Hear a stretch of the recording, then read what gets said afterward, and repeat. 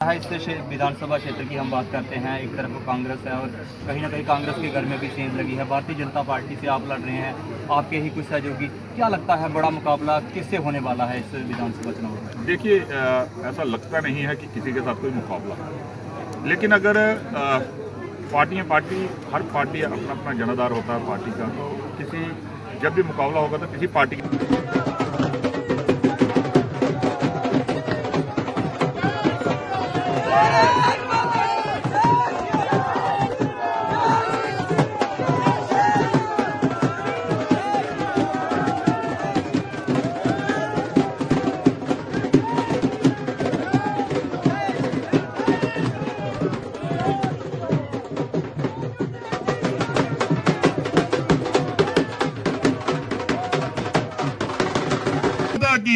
Bharatiya Janata party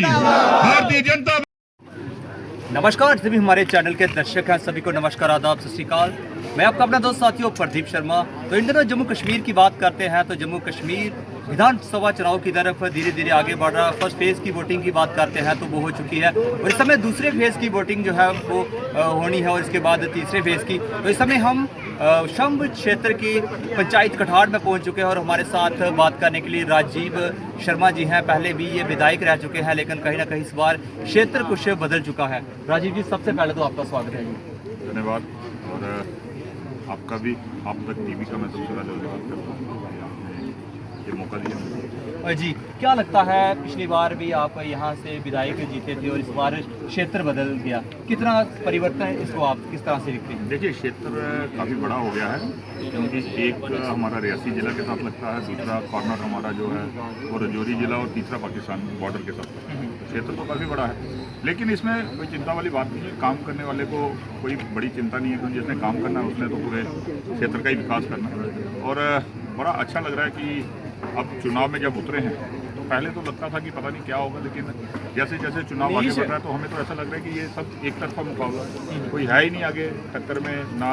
अगर कहीं कांग्रेस नज़र आती है तो इंडिपेंडेंट नज़र नहीं, अगर कहीं इंडिपेंडेंट नज़र आता तो कांग्रेस, भाजपा तो सभी जगह पे नज़र आ रही है। और अभी 2-3 महीने पहले हमने जो लोकसभा के चुनाव हुए थे तो यहाँ पे हमने 47,000 के करीब वोट लिया था। और उस समय वोट लिया जब बड़े हालात खराब थे, जब एक अफवाहें चल रही थी कि आरक्षण खत्म हो जाएगा और संविधान खत्म हो जाएगा ये, और उसके बावजूद हमने 47,000 वोट। इस बार तो हमें 55,000 की उम्मीद। और जो कांग्रेस थी उस समय जिन्होंने मिलकर चुनाव लड़ा था उन्होंने अब तक 29,000 वोट लिया, और इस बार अफवाहें भी उनकी खत्म हो गई तो वोट उनका 22,000 आ जाएगा, 20-22,000। और जब 2 हिस्सों में बांटोगे तो आधा आधा रह जाएगा, तो कोई मुकाबला नज़र नहीं आता कहीं भी, और अच्छे मार्जिन से ये सीट हम जीतने। क्या लगता है, यहाँ पे आप पहले भी विधायक रहे हैं, लोगों के मुद्दे आज आपने सुने हैं, काफ़ी ज़्यादा मुद्दों के ऊपर आपने इस श्रोणी पंचायत में काम भी किया है, तो क्या लगता है आने वाले समय में क्या बड़ी यहाँ पे दिक्कतें होने वाली हैं? देखिए, सबसे बड़ा तो ये ऐसा एक दूर दराज का क्षेत्र है। अगर हम इस पंचायत की बात करें कठाड़ की, तो बड़े सारे काम 2014 के बाद जो थे वो हमने किए हैं। जहाँ पे 8-8, 10-10 ट्रांसफार्मर बिजली के लगाए हैं, जहाँ पे 2 करोड़ 30 लाख की हमने एक फ्लड कंट्रोल की हमने रिविटमेंट यहाँ पे बनाई थी। यहाँ का स्कूल जो था उसे अपग्रेड किया गया, 10th से हमने 12th का किया।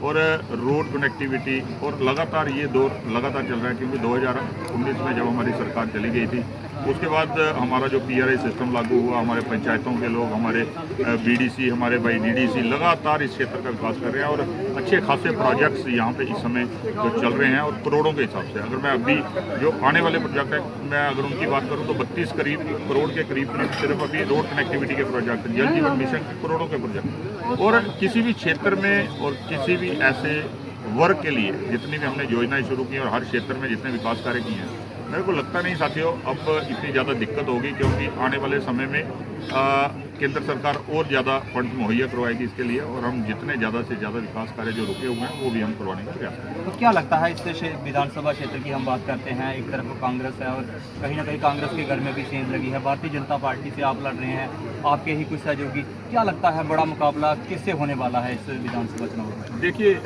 ऐसा लगता नहीं है कि किसी के साथ कोई मुकाबला है, लेकिन अगर हर पार्टी अपना अपना जनाधार होता है पार्टी का, तो जब भी मुकाबला होगा तो किसी पार्टी के साथ ही होगा। आज़ाद के साथ तो कोई मुकाबला है ही नहीं।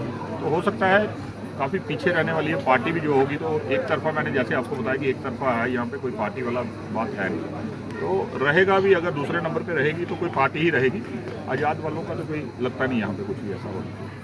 धन्यवाद। तो जिसे हमारे साथ राजीव शर्मा जी इस समय पंचायत कठाड़ के दौरे पे हैं, क्या इन्होंने कहा कमेंट के माध्यम से आप अपनी राय अवश्य दें। और अपडेट के लिए आप चैनल के साथ जुड़े रहें। जिंदाबाद।